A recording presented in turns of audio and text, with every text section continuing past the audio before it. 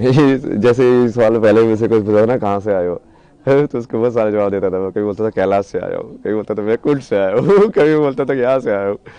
But फिर मुझे समझ में आया कि जो आप जो पूछ रहे हो उसके हिसाब से तो ये पूछ रहे हैं कि अभी इस शरीर का जन्म कहाँ से हुआ है। तो हाँ, उसका वो तो हरियाणा में जन्म है मेरा। हरियाणा में झज्जर जो ज़िला है, तो स्कूलिंग वगैरह वहाँ से हुई। फिर उसके बाद पढ़ाई के लिए जैसे जेई वगैरह एग्ज़ाम की तैयारी की। तो तैयारी करने के बाद फिर मुंबई गए, आईटी मुंबई, एरोस्पेस इंजीनियरिंग।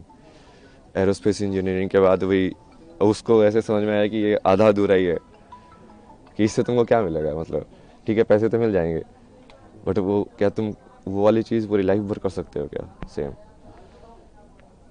अब वो लाइफ भर यदि नहीं कर सकते हो मतलब तुम उब जाओगे उस चीज़ से।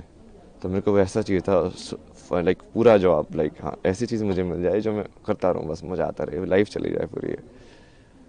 और उसकी खोज में तुम निकलते गए, फिर जैसे मीनिंग ऑफ लाइफ तुम ढूंढते रहते हो, यार ये लाइफ का मतलब क्या है, मुझे क्या करना चाहिए। आगे बढ़ते जाते हो, आगे बढ़ते जाते हो।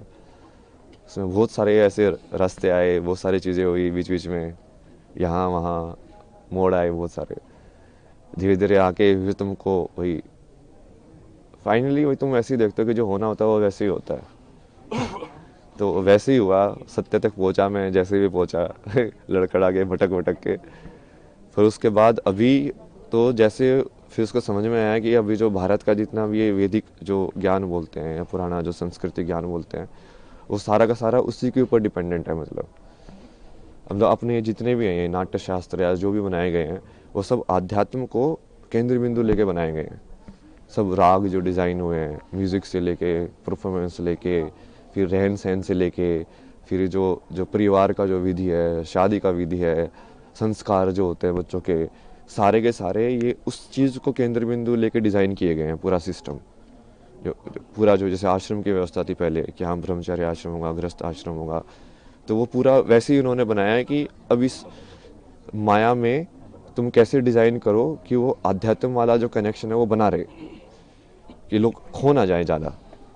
क्योंकि माया को तुम हटा नहीं सकते हो, क्योंकि वो माया बनी हुई इसलिए एंजॉय करने के लिए, उसको जीने के लिए।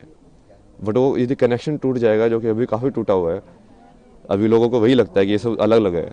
अलग अलग नहीं है, वही की चीज़ है वो। ऐसे ऐसे कौन क्या कैसा आध्यात्म है, और कौन सी चीज़ें जिसने आपको ट्रिगर किया आध्यात्म में और इस स्पिरिचुअलिटी में? ऐसा तो कुछ नहीं है ना जिसने ट्रिगर किया स्पेसिफिकली, लाइक अलग अलग थे चीज़ें जो अलग अलग मोमेंट किस के लिए किस ट्रिगर मोड़ करते पे गए। झुकाव आया आध्यात्म की, अब अध्यात्म में जाना है, क्या हुआ ऐसा? मतलब आध्यात्म आप किसको बोल रहे हो? उसके ऊपर है ना जवाब। अब यदि तुम वैसे देखो तो किसी चीज़ सवाल के बारे में सोचना, बैठ के चिंतन करना, वो भी अध्यात्म ही है। चाहे मैंने कुछ भी पढ़ा हो या नहीं पढ़ा हो, शंकराचार्य को पढ़ा नहीं हो, विवेकानंद को पढ़ा नहीं पढ़ा हो, यदि मैं अपने में ही बैठ के सोच रहा हूँ, बैठ के जैसे रमना महर्षि थे, उनके दिमाग में एक दिन ये ख्याल आया कि ये मौत क्या होती है। तो वो बैठ के उस मौत को देखने लगे यार कि अच्छा ये है क्या ये। तो वो तो उनको ज्ञान की प्राप्ति हो गई। अब आप क्या बोलोगे, क्या ट्रिगर था उसका, वो क्या जरूरी थी, कुछ जरूरी नहीं थी। क्योंकि वो करने वाला तो अब वो अध्यात्म से रिलेटेड थे क्या नहीं थे, नहीं उन्होंने तो ऐसा कोई वो साधना नहीं की, कुछ संन्यास नहीं लिया, कुछ नहीं किया। तो उसमें भी वही है कि आप उस चीज़ को अलग करके देखोगे कि हाँ अध्यात्म में आ गए हो, ऐसा कुछ नहीं है। जो भी इंसान ईमानदारी से सवाल करता है, मतलब सत्यनिष्ठा के साथ, कि हाँ अब मुझे इस चीज़ को जानना ही है, चाहे वो मैथमेटिक्स हो, चाहे वो कोई फिजिसिस्ट हो, चाहे कोई कैसा भी साइंटिस्ट हो, वो बोलेगा कि नहीं नहीं मुझे इस पूरे सत्य को जानना है, तो वो वही चीज़ में पहुंचेगा फाइनली। मतलब ऐसी कौन सी चीज़ है आज की पीढ़ी का जो आध्यात्म से एक अलग वो होता जा रहा है, उसको लेकर के क्या कहेंगे, क्या दृष्टिकोण आध्यात्म का है? क्या चीज़ है जो इस पीढ़ी को अध्यात्म से अलग कर रही है? और दृष्टिकोण क्या होना चाहिए? दृष्टिकोण तो यही होना चाहिए कि ये सब उसी के ऊपर ही बेस है, कि जो बेस है वो आध्यात्म ही है। जो जिस चीज़ को तुम जहाँ पे हम जी रहे हैं उस ज़िंदगी में, यदि तुम्हारे पास यही सवाल नहीं आया कि मृत्यु के बाद क्या होना है मेरा, और ये मैं जन्म से पहले क्या था, मैं कुछ था कि नहीं था, तो इस सवाल के बारे में तो सोचोगे ना। बुद्ध को यही तो सवाल आई दो चार, लाइक ये बूढ़ा क्यों होता है, ये इंसान मरने के बाद क्या होता है, ये मृत्यु क्या होती है। अब आप सोच के देखो मृत्यु क्या होती है। अब आप सोचोगे, चिंतन करोगे, आपको समझ में आएगा यार इसका जवाब कहाँ मिलेगा। फिर आप ढूंढोगे कि अच्छा तू दे सकता है इसका जवाब, तू दे सकता है इसका जवाब। मान लो सेटिस्फाई हुए, आपको समझ में आया कि हाँ ये जवाब है, नहीं तो जो आप उसके जो पद्धति है उसको फॉलो करोगे कि हाँ अच्छा इसको ऐसे जवाब इसका पाया जा सकता है। तो उसके वही बहुत सारे तरीके हैं, बट वो हर चीज़ वही से रिलेटेड है। आप सेम चीज़ लाइक क्रिया योगा में मैंने लोगों को एग्जांपल भी दिया ना कि ब्रह्म ज्ञान की प्राप्ति तो विराट कोहली की भी हो सकती है। वो बिना अपनी चित्त की मेमोरी को यूज़ करके एक शॉट खेल के दिखा दे, सिर्फ उस मोमेंट में रह के, कि उस टाइम पे उसको मसल मेमोरी यूज़ नहीं कर रहा है वो, कि हाँ ऐसे बोला ही तो मुझे ऐसे शॉट खेलना है, क्योंकि जनरली मसल मेमोरी यूज़ करते हैं, रिफ्लेक्स में होता है सब कुछ।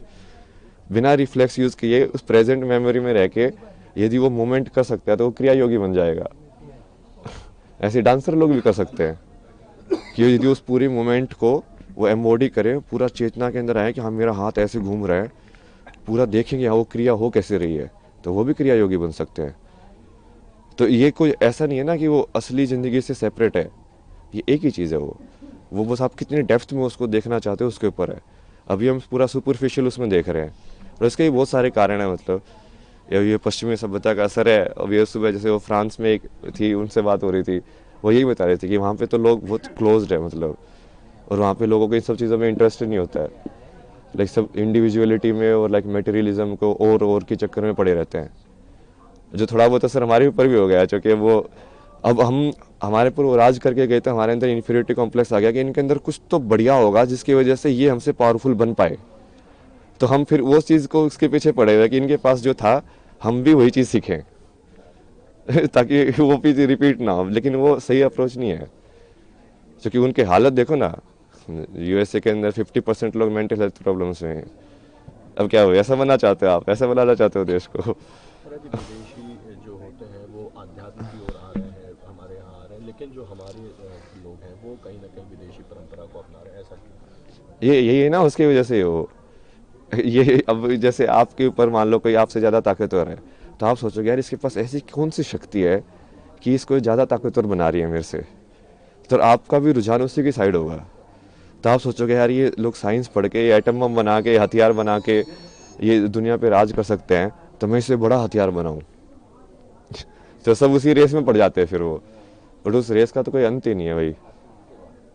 महाराज जी, एक और क्वेश्चन है कि ऐसा क्या था आध्यात्म में जो आप इस ओर आए, इतनी सरल जिंदगी छोड़ के इतनी कठिन जिंदगी में आने का निश्चय किया? किस तरह का परिवार में क्या इसमें रिएक्शन रहा आपका? नहीं नहीं, इसकी चॉइस नहीं होती ना। रियल में आप देखोगे ना, बहुत सारे लोगों की यदि जीवनी कहानी पढ़ोगे तो आपको समझ में आएगा कि ये चॉइस होती ही नहीं है वो।